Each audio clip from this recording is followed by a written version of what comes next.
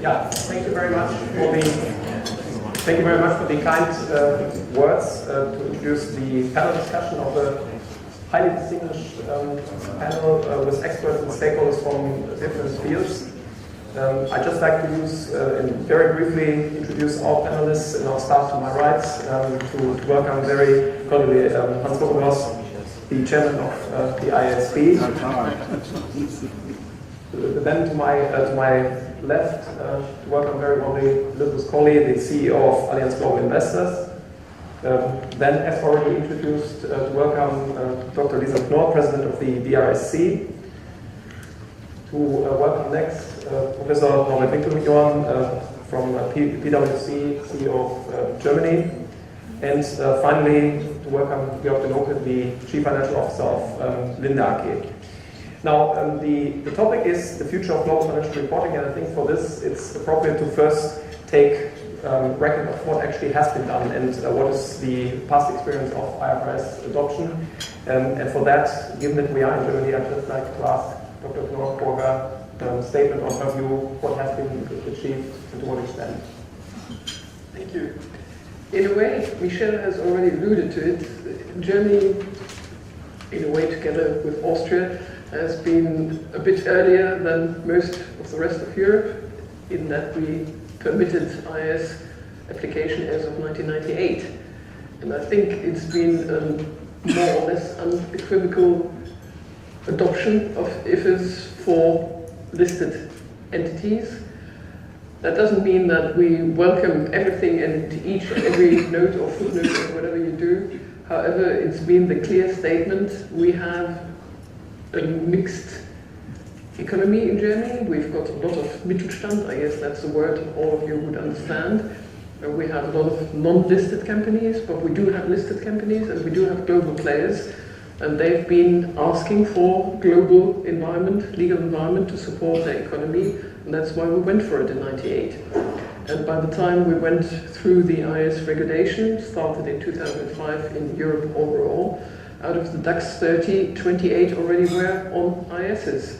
Some were still on US GAAP, but then had the transition. So you've got a lot of support, or we are your constituents. We've been your constituents for more than 15 years now, or 15 years more or less, and that's where we are.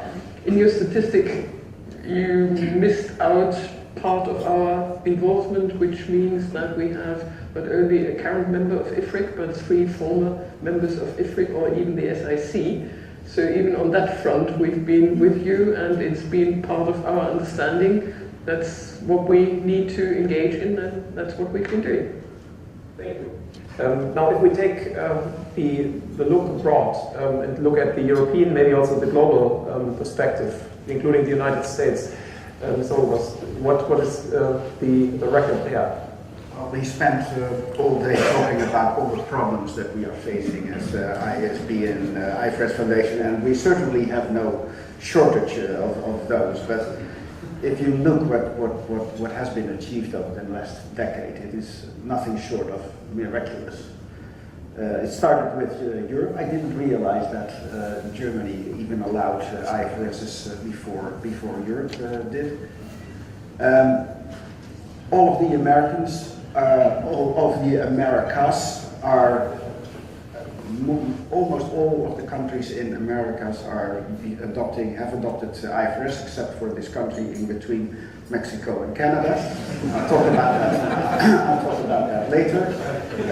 Many African countries, also non-EU European countries like important economies such as Russia and Turkey, and many countries in Asia, tiger economies, Singapore, Malaysia, Hong Kong, New Zealand, Australia, of course, where they're at the first hours.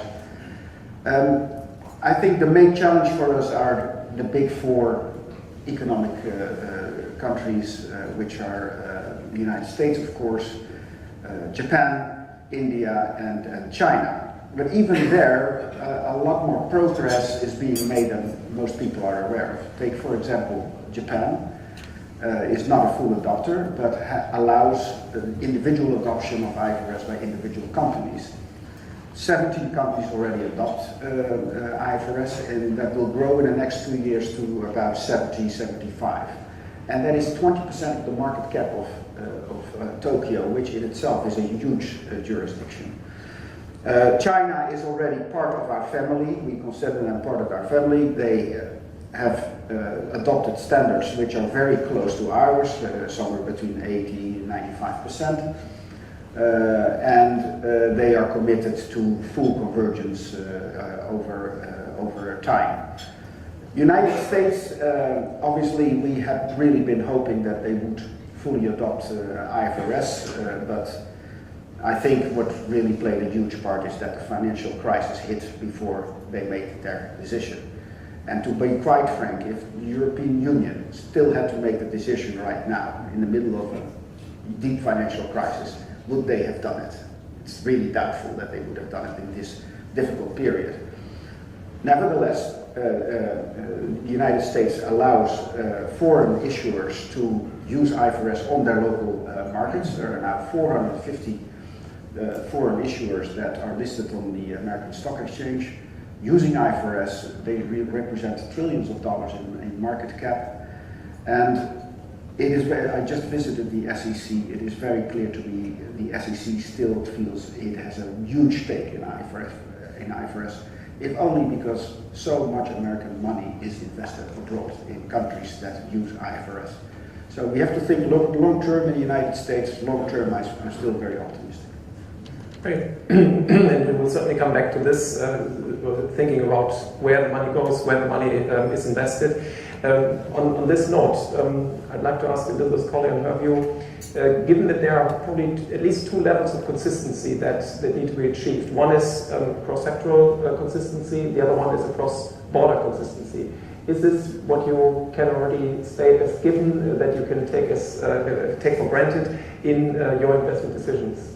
We take nothing for granted in our investment decisions. I have to tell you that as a first comment, because I think a very wise point was just made about the global mobility of capital and investor money. And one of the themes that we see increasing post the financial crisis is the globalization of investment. Largely because investors need to find real returns. They don't get them in sovereign bonds, and that's a totally different evening for a different audience. But nevertheless, they have to find returns and are looking to seek out opportunities in well-regulated but entrepreneurial markets. Emerging markets will attract, over the next 10 to 15 years, substantial amounts of inflows from developed market economies. We have a blip at the moment, which is that actually the companies attracting most investment, which is ending up in emerging markets, are developed market multinationals. But that takes you right back to the point that Mr. Prada made about globalization. Globalization is not going to stop. It has been changed, and the direction of it certainly has adapted as a result of the global financial crisis. There is greater relevance around governance, controls, consistency. All of this plays to a necessary convergence around international accounting standards, without doubt. So we would welcome the current convergence. We welcome the ability for countries not yet within IFRS adoption to be able to use it for multinational purposes. But nevertheless, no system is perfect, and accounting rules are highly complex, technical, and the devil is always in the detail, and it's always in the footnotes. And the extent to which one can continue to see the devil in the detail and the devil in the footnotes will mean that investors such as ourselves will never rely on the absolute application of an international standard. We have historic challenges that we're still getting to grips with, whether it's hedging, leases, the wonders of insurance accounting and other things, but we have future challenges ahead as well regarding intangible assets and the fact that increasingly as we see the change in the composition of global equity and bond indices around the world, it is the intangible assets that we still have not worked out at an accounting standard level to address. So we certainly welcome all the efforts. We welcome the fact that people will spend hours and hours in closed rooms discussing footnotes and how to make things more transparent and more consistent. We're full supporters of it, and in many respects work with the standard setters wherever we can. I look at one of my colleagues here who's a member of PROFS. I happen to be an independent director on the FRC in the UK. Although my remarks are personal, I wouldn't speak for the FRC here. But nevertheless, we try to do our bit. But it is a long journey, and we're only 10 to 12 years into it. I would just like to comment on one other thing, which was made in the opening remarks, and that is about the independence of governance. We've seen in the financial crisis many bold ideas to reinvent capitalism, and many governments desperate to find money down the back of the sofa because they have a bit of a problem. The extent to which there was any suggestion that there was political interference or good ideas of how to improve the governance of IFRS and international accounting standards would send investors into corners worrying deeply. It is the independence of governance and the fiduciary responsibility that make IFRS one of the things that we can actually work from and around.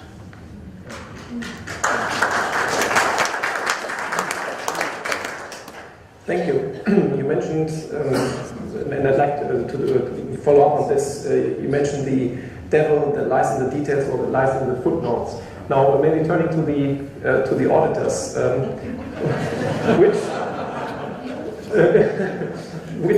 which main problems are clients are preparers facing with the application of IFRS, and potentially which errors may occur? Yeah, let's start with the application. So there, from my perspective or from our experience, the two main areas. One is the quality of standards. As you know, we have standards which seem to be very descriptive and detailed, and especially you have mentioned that already, Liesel, Knorr, small and medium-sized entities, they have their problems with that. So especially if they have to act with that, to prepare that, and then to judge on how there is, let's say, a view from preparers, from other preparers, from regulators, from auditors. That's finally the question of having the critical mass and having the resources at the department for that. So I think that's a big problem for many preparers. The other thing is measurements, where you need to have judgment, and where you need probably specialists, so purchase price allocation, and in this direction more, that's another problem, especially for, as well, smaller and medium-sized preparers. What belongs to the error rates, you mentioned, we have the DAX 30 segment, and we just heard there's the Allianz is sitting in front of us, the enforcement. So there's a mistake or an error rate of 10 to 15%. The S-DAX and the M-DAX, we have 20 to 30%. So different, and that shows to me that having the right capacity, having the right resources might be a question of quality and error rates, finally. But I think it's, if we view the development over the last couple of years, I think there is a decrease. We are on a good way to bring the error rate to a, let's say, quite normal level where we have a good acceptance. But still, if you are talking with people from outside who are not really in the details, you are telling them, okay, the error rate is still 10%. That's incredible if you compare that with error rates in the automotive industry or in other industries. So that's still a lot of work to do. Top 10s are, of course, goodwill impairment testing, purchase price allocation, financial instruments, and of course the missing notes. An interesting factor for me is that the acceptance by preparers, if there are errors identified, that this is really a high acceptance of 75 to 85%, and I think that's really a good feedback for our DPR in Germany, high ranked, and so far good feedback for that. Okay. Now let's turn to those who actually really have to deal most with it, which are companies preparing their statements. And I'd like to ask Mr. Denoke two things. One is this error rate, the promise to making errors, is this something that is a major concern? The second one, rather on the aspect that we already heard, the global mobility of capital, and the question of what actually the communication can be towards different stakeholders and constituents in different areas. I think I start with the last one, right? So from a perspective of we are this kind of animal you were mentioning a little bit. We are multinational in a developed country investing in emerging markets, significantly We have a global footprint selling industrial gases, so molecules to customers, running on-site plants, which we own, which we control. I come to that in a minute. And also we have an engineering business, which is of course, EPC business more and different than an operator model in gases, only to give you a little bit in view. So we have 9% revenues in Germany, and then we have a really global footprint from Australia to Canada and from Chile really into China. So from that perspective, we are all in the difficult markets. We face all different legislations. We are, because of history, capital market listed in Kenya, in Bangladesh, in India, in Pakistan, in South Africa. So from that perspective, we do have minority issues also in these countries, and we have to follow these rules too. So that is an opening, I would say. So from our investor base, and we do not do our reporting only for investors, of course, it's also for the other stakeholders. I think it's interesting for our employees, of course, on a global basis when you see this. And for the supplier base, of course, also. But talking about the investors and, of course, moving more importantly also into the equity side, from our institutional investor base, roughly 80% are institutional investors and roughly 50% are US based. I think that's very important. So I really can make the compliment. It's a global language. I think IFRS is a global language. And if you have problems with this, I think we have to explain from our side also where we see the challenges in our meetings with investors, to explain to them the footnotes and why we are doing sometimes something in footnotes. I think we are putting sometimes issues in footnotes because we want to explain, not in the notes of the annual statements, but in our capital market communication. We have to distinguish a little bit what we believe is possible from an understanding perspective, and then we have to give some guidance, and I come to one example. So global investors, we talk one language. I think IFRS is one language, and of course people also know and are well educated from an investor perspective. They know US GAAP, they know the differences. So we really can talk about a lot of details, and as it was said, it's really the devil in the detail at the end. Coming to the errors, I think I cannot confirm 10 to 15%. I look into DPR phases now, and I think you would support me in that respect. But it's statistic, and I think, of course, we want to be a Six Sigma company.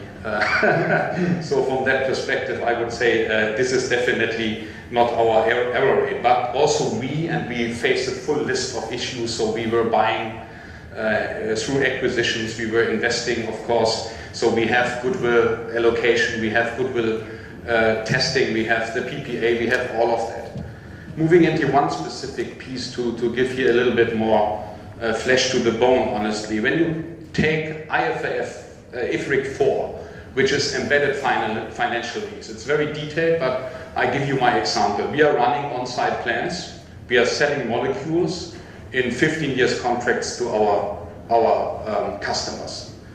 Under IFRIC 4, that is treated as embedded financial lease. So we have a revenue recognition, of course, and then we have a financial income and an operational income from IFRIC 4. And we had to split that in 2006, and we were doing this, of course. We are following the standard setter, and also I can confirm the auditors are tough on that. They understand that, and we have discussions on that. So we were splitting that.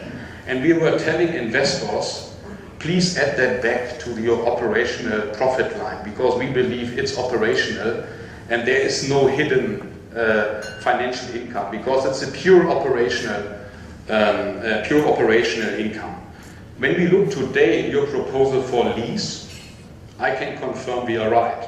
From today's perspective, I think you have put an important part into your statement. It's about control, and we control the asset, and therefore it's not considered as a lease anymore. So from this perspective, I think after 7 years, I now talk to my investors, not yet, but very soon, that they can forget about embedded finance lease under IFRIC 4, and that this is an operational income, and it's reconfirmed.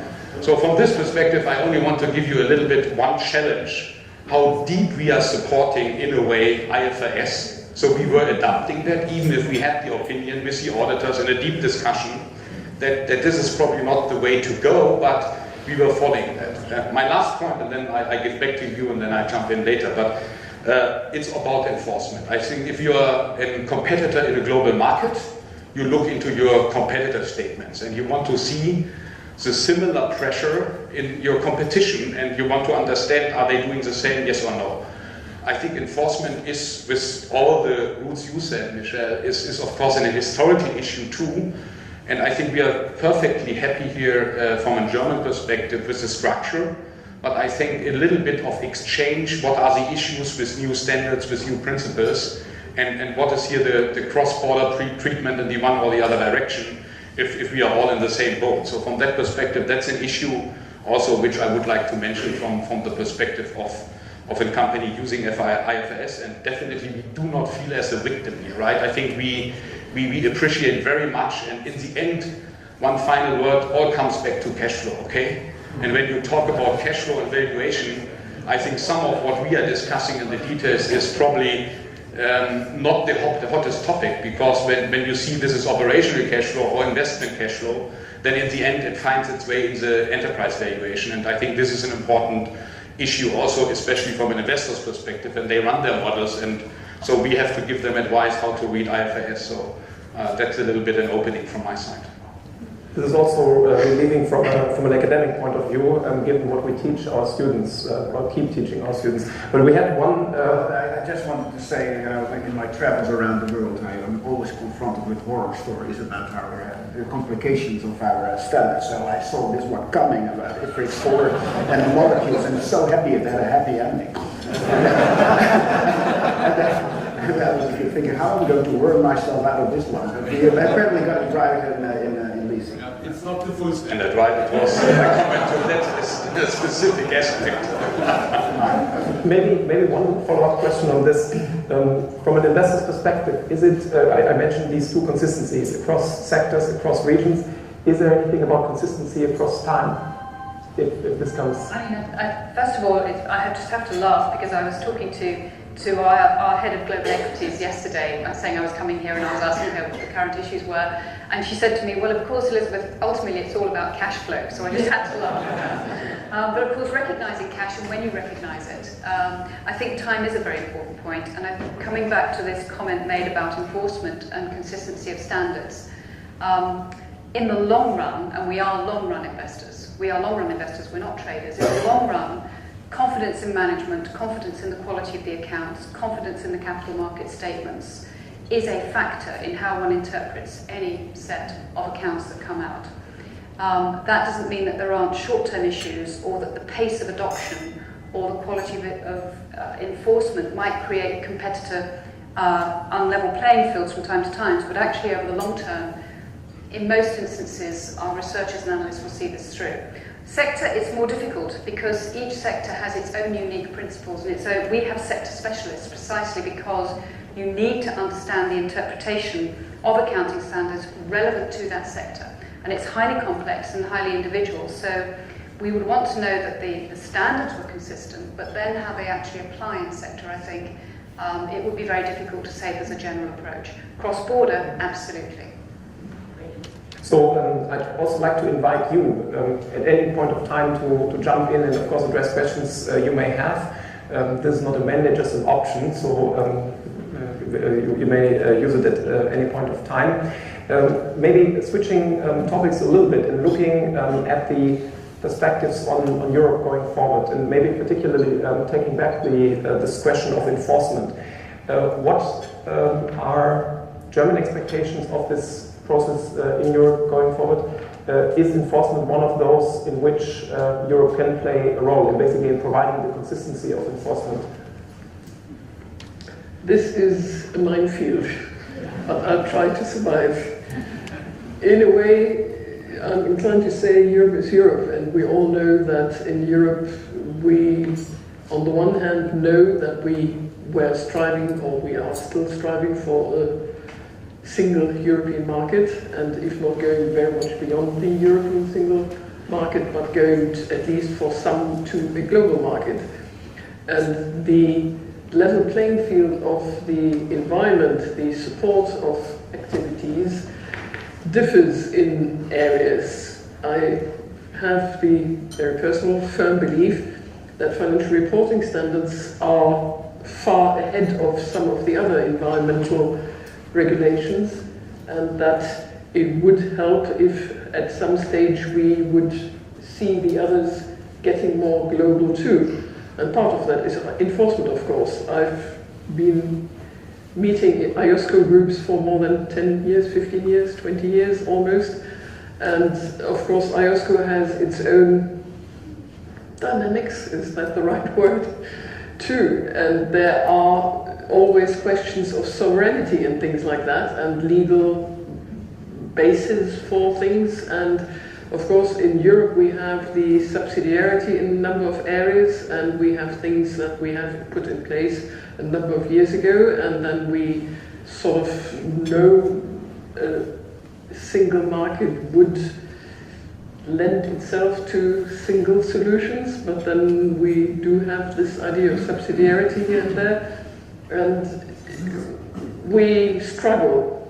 But I think we have a good starting point, and we have over now 7-8 years of the IS regulation, 7 or 8 years of enforcement in most European countries. I mean, it was in the recitals before in front of the IS regulation that enforcement is a necessary condition for the IS regulation becoming a success, and then the enforcement was put into place over time.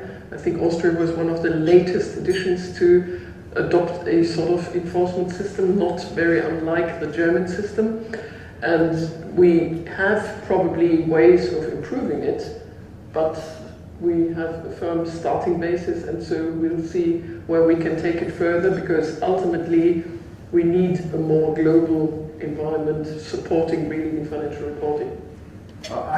I'm pretty upbeat about this. I think huge progress is being made in Europe. For the very reason that now, first of all, every country has its regulator now. And they are able to compare notes because they all speak the same language. Previously, before IFRS was adopted in Europe, you had all these different languages. Regulators simply could not compare notes. ESMA is writing report after report about issues that matter in Europe. For example, they visited us last week and gave us some insight in a publication they're going to publish on the application of financial instruments established in banking. Compare notes on how banks across Europe are reporting, and they will report vast differences. But okay, you can be cynical about it and say, you see, we have a single language, but you still have these huge differences. No, now we can see those differences, and we can do something about it. Since ESMA has been created, the regulators sit together very often, at least once a month, and often even more frequently than that. So I am absolutely convinced that already a lot of progress is being made, and that much more progress will be made in the future. Yeah, ask Mr. Winkeljohann, what are your expectations in particular when you look at this European perspective, or take the European perspective? I think regarding enforcement, but also regarding standard setting, you have mentioned the Maestad report, and I think there was a clear feedback on a single set of high quality global financial reporting standards. And the question is then, what does it mean for territories? What does it mean for the European approach? And from my perspective, I think we need to strengthen the role of EFRAG. On the other hand, we need also to strengthen the role of a clear voice in territory. So in general, if we say, okay, the overall framework is a global one, and our clients are more and more global, even the mid-sized clients, then I think there should be an aligned reporting standard framework. But on the other hand, the question is then how to bring in the individual situations of territories, the industry aspects. And so, as mentioned by Liesel, Knorr, we are really struggling on that. On one hand, we would like to have and keep the influence from territories. On the other hand, we realize we are more and more global. And question is then, what is then the role of Europe in that? Yeah, is Europe really then the right area where we need to work on, or should we say, okay, if the world is globalizing, then we should put that on a global level with some aspects on territorial level? Yeah, so. In particular, for a company like Linde, with a significant share of investors from outside Europe, if you could develop a wish list, a list of things that you would like to see being addressed going forward, what could this be? What could this entail? I think this is, of course, manifold, and from the investor's perspective, it's probably really a minor issue, because the investors and the companies, they have a similar view on their notes and disclosures, and they have to explain, of course, but it's not really the standard setting issue which is a burden between them. We are going through that, as I explained it with this example, and I think we meet from a valuation perspective in different models, making use of, let's say, usefulness information. I think that is an important word in the framework. So talking about the framework, I think it would be good to have this conceptual framework you are working on really more lively. When you see the aspect of control, which is now in this proposal work for the framework, I like that very much, not because I have a German background and of course we like to have constitutions, but I think to have control on that level, and then you find that under IFRS 10 and 11 for consolidation of joint ventures and all of that, that will help also investors very much. Not to go in all details. I think to understand from a conceptual perspective, a framework helps you, and then you go into some of the details. And the details, of course, they can't be then as in US GAAP and full cookbook. I think that's the issue. When you are looking for the recipe, then the interpretation is too broad, and then you have this mismatch. So these cross-cutting issues, that's an issue, I think. Therefore, I would be very much in favor of an conceptual framework, and then the detailness that you can go back and ask yourself, do I understand accounting, and can I follow a framework? I think that is for me a no-brainer, also from an investor's perspective, because you do not need all the experts. I mean, of course, you have the analysts on the buy side, they know all the details, but you also have the portfolio managers, and they see this from a broader context. They see this cross industries, and they want to compare them. So from this perspective, I think conceptual framework is the right direction. We fully support that, and I think you can really solve a lot with that. I think on the enforcement part, I totally agree with you. We have to have a clear understanding of how many people do a review, right? I mean, we have one party doing a review from a German perspective, and that is very efficient and sufficient, I would say. I do not need another European review now.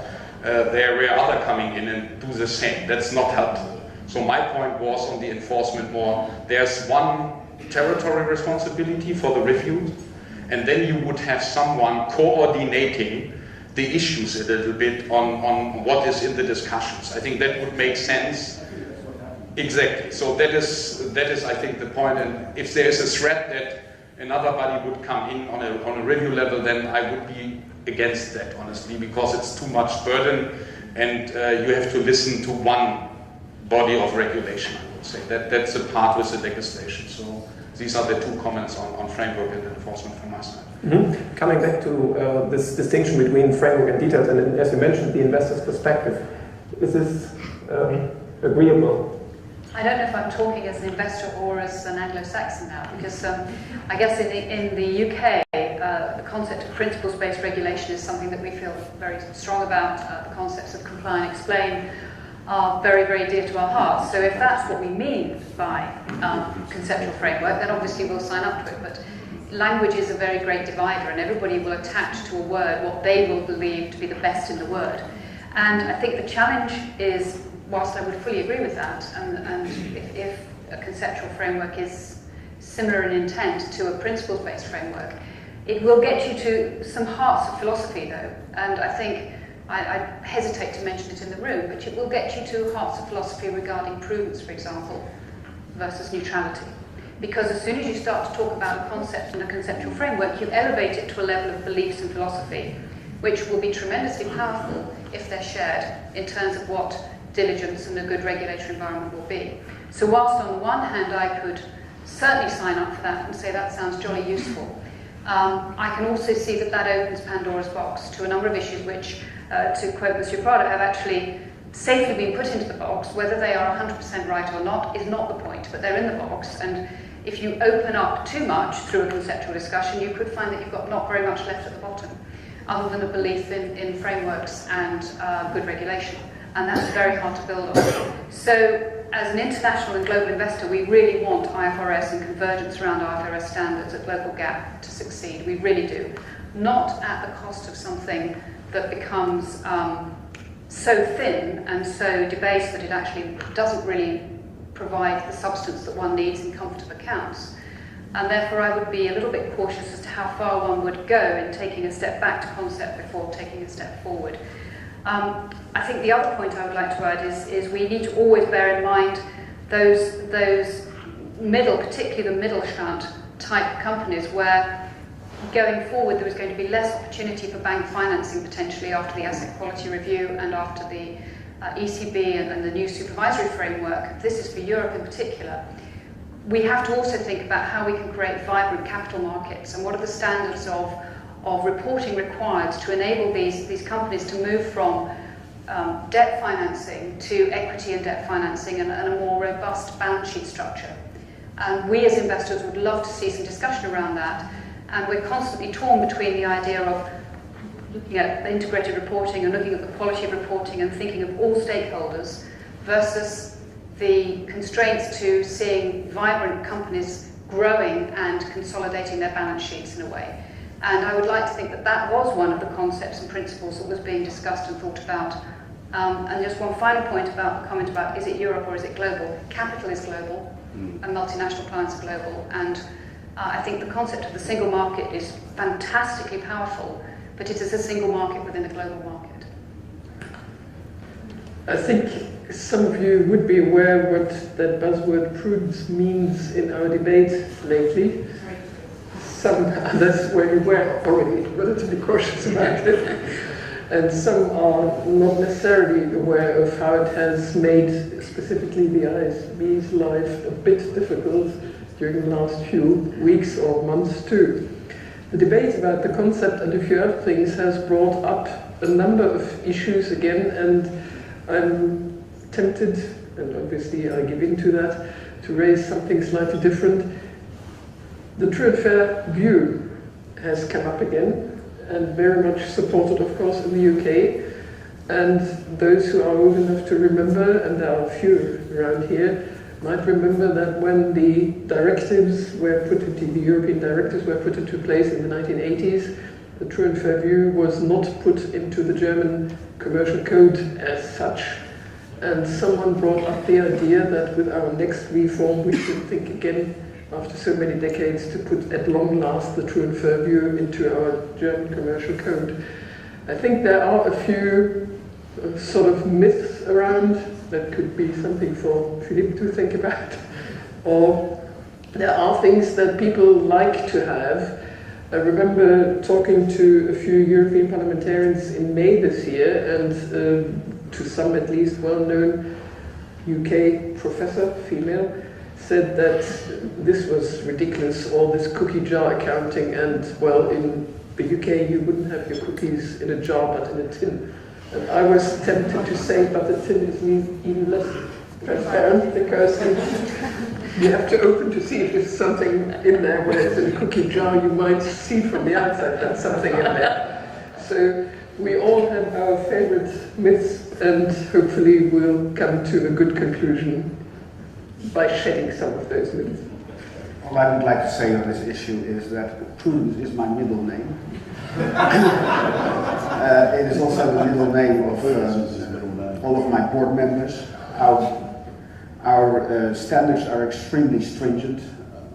They are much more strict about the requirement to recognize liabilities. We have much lower not all across the board, but often a lower threshold for recognizing liabilities when a liability is threatening but not quite clear yet.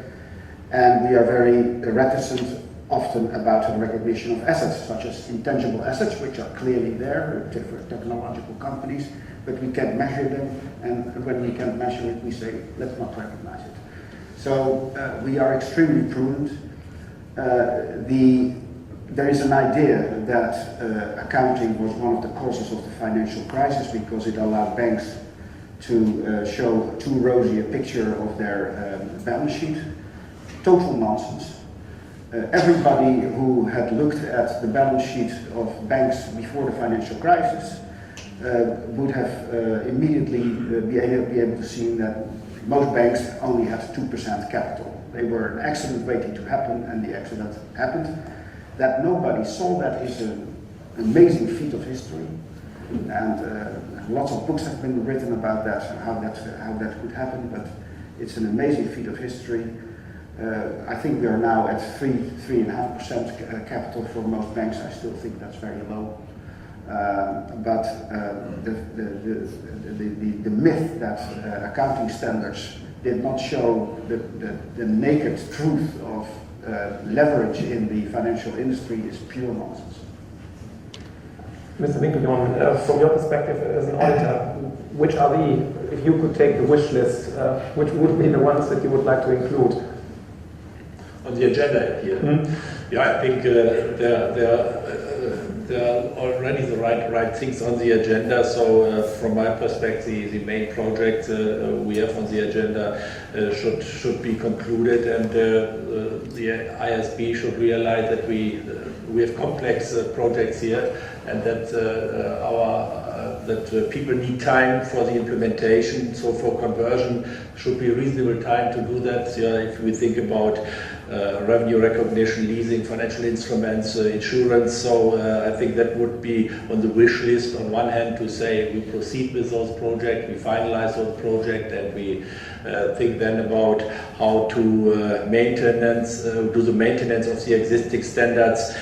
So I think there's a high expectation that we have now a period of calm time and live with that, what we have, and that we be a bit less innovative, that people realize, okay, this is now a stable framework, we get more and more used to that. We convince even the mid-sized companies that they have the opportunity to apply that in a right way, and I think that's the right way to proceed on that. So as I was asked to finish right on time, as we know that basically the panel discussion is between you and the dinner, I'd just like to ask once more, are there questions? Please. I can try to speak now. Liesel alluded to the fact that I love to discuss this. Thank you. I have a question, not for you, Liesel, but for Elizabeth. You describe your company as being long-term investors. And I see those days a myth developing in Europe about long-term investors being different from short-term investors, which probably is true in terms of behavior, but having different needs in terms of financial information as opposed to short-term investors. And behind that, we have all the concept of fair value accounting, volatility versus long-term view of what the company's performance is, stewardship, maybe different needs. Do you think that our standards really do not serve properly long-term investors as opposed to other kinds of investors? I think the term of investment is defined by the investor needs. And if you are about to invest in a large infrastructure project, which has got a life of 20 to 30 years, in a particular capital structure, there's going to be very different accounting and information needs than if you've just bought an equity. I think the critical thing is that the accounting standards provide consistency and comparability of information. And it's more that's important than whether you're a short or long-term investor. Short-term investors typically tend to trade on news flow and non-financial information unless they've done a huge amount of deep analysis and they've found a mistake or an error or an arbitrage opportunity. They're typically not trading on that financial information. They might be trading ahead of it in expectation, but not on it. Whereas we would be clearly using capital markets information, but also the value of the accounts is that we know whatever is said in capital market statement has to be true and linked back to the audited accounts. And that gives investors an enormous amount of confidence that the quality of that information that is released to the market is going to be of a consistent quality in a regulated and enforced environment. And I think it's more that than whether you're short or long term. To the whole debate about whether we have pro-cyclical accounting regulation, I couldn't agree more that the bank balance sheet structures were pretty self-evident, irrespective, frankly. I think there is a challenge sometimes in the application of individual standards that creates a recognition of profit, for example, in banking, which is not an intentional profit, which is not linked to cash flow and not linked to sustainable profit, and is an accounting item. But most people are smart enough to know this is an accounting item. And most people, particularly institutional investors or people investing on behalf of individuals but are professional, will know when you get inadvertent consequences of applying an accounting standard, which can create short-term blips. Very few people these days would trade on those because that information gets communicated extremely fast in the market and the arbitrage opportunity goes away. Does that answer your question? That's pretty much. Thank you very much. I guess we have one more question. Oh yeah, please. Thank you. My question would go to Elizabeth as well. If you speak to people who are less supportive of IFRS than most likely everyone in the room here, they would tell you that investors don't care very much about identity of accounting regimes, and if they are similar, that will be okay because they adjust the numbers anyway for their own purpose. Now, how would you react if Europe decided to not endorse a standard, and let's assume it's a standard a bit more substantive than the I-39 carve-out? What would that mean for you as an investor? I now immediately look to the table over there and my colleague who's the head of our European research team. And the reason we engage with colleagues, whether it's in Crofts, he's also on one of the committees of the FRC in terms of standard setting, is precisely because we want to see consistent adoption of standards which are converging. Now, if it's a really stupid idea, do we want to see a stupid idea enforced? No, then that's the responsibility of everybody in this room, both the users, the preparers, the accountants, and everybody who's so passionate in this room to stop stupidity happening. That's our job. One more question from the audience. Okay, I'll try it this way. I'm a preparer, and I'm with operations on the 5 continents, and my question doesn't go to Elizabeth, but to the auditing profession. What I experience very often, and these are IFRS accounts from the 5 different continents, that all of a sudden we find out when I sit on the boards how different in the details these IFRS accounts can be. And here comes the question. Do you think that the legal framework and the governance within the international accounting firms is appropriate to make sure that we don't consolidate apples to oranges? Can only answer with yes, because we have some colleagues here in the room as well. So I think what we have really tried to develop over the last couple of years is to get a critical mass in our departments where there's a high level of knowledge and expertise on all these things, and we collect really information around the globe, centralize that, and try to get a good view. And if we have some problems where we need some more interpretation, then we have a chat with our colleagues from other big firms. So I think it's really on a good way, and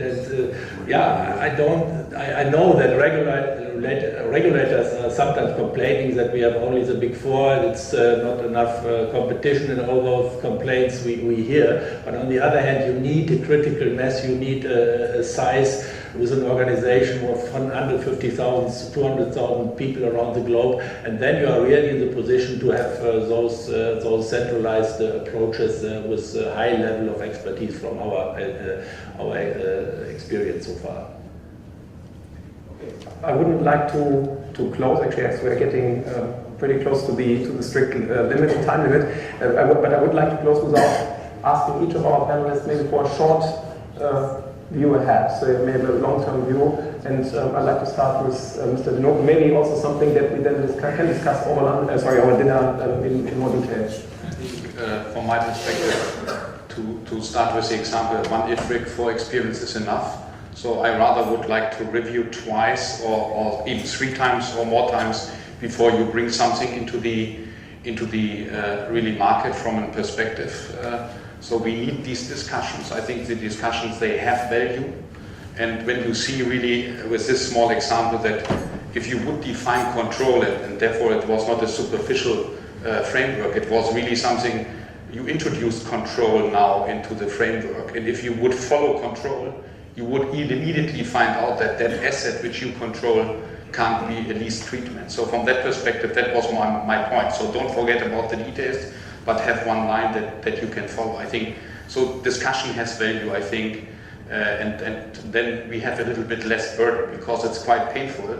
And also when you exchange with audit firms, is this really applicable? Then you also get the feedback sometimes, of course not in a podium, but you get the feedback, yeah, we also don't understand that, right? So from this perspective, let's go really careful into that direction that we prepare. As you did, I think you have changed a lot, and I was happy to hear what you said, Michel, today. So from that perspective, I would say we are on the right track, but a discussion round is not a failure. If you bring something into the market and it is not thoroughly thought through, then it's a bigger issue, I think.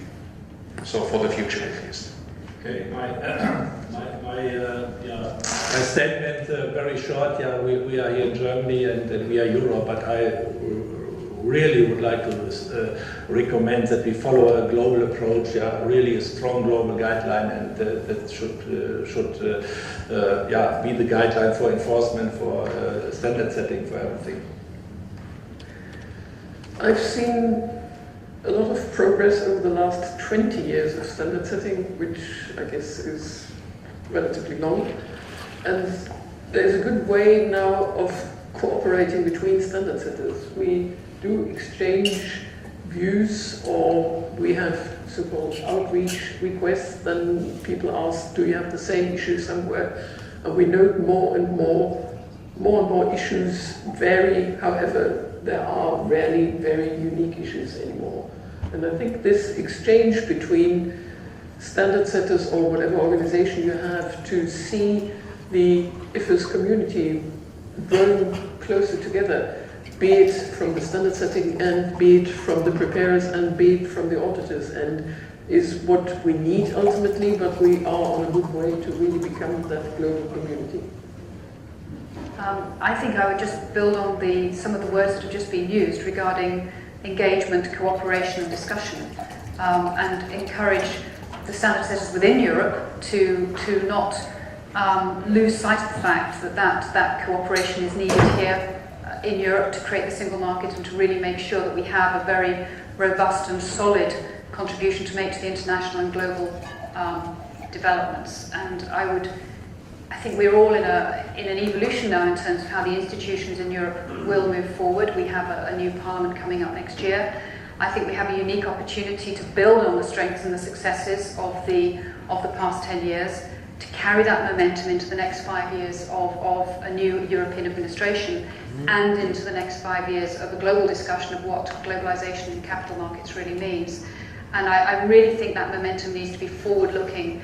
And if we at home start to show weaknesses and divisions, I think the risk is that we take a step backward and some of the gains are lost. So that's what I would hope, that we would then see that, and then very active cooperation on the global stage in terms of greater adoption.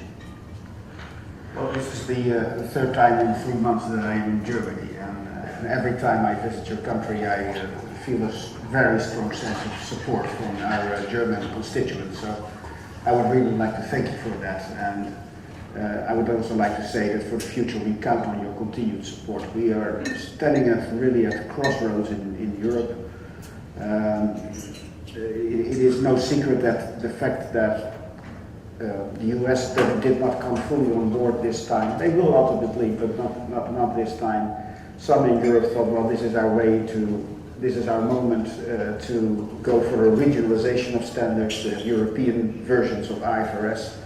I think it is hugely in the interest of German companies, the German economy, which is a globally orientated economy, obviously, that we truly have global accounting standards. Therefore I really, I'm sure that I can count on the continued support of our German constituents, and we notice it, we are very grateful for it. And by the way, we have all these Germans working for us in our organization purely on the basis of expertise and merits. So you obviously have a very sound accounting tradition in this country. I think this is a great closing point, so I'd like to thank very much the panelists for their very engaging, very insightful comments, insights, and discussion. I'd like to thank you very much for your comments, for your active contribution, and I'd like to wish all of us an enjoyable and nice dinner. Thank you very much.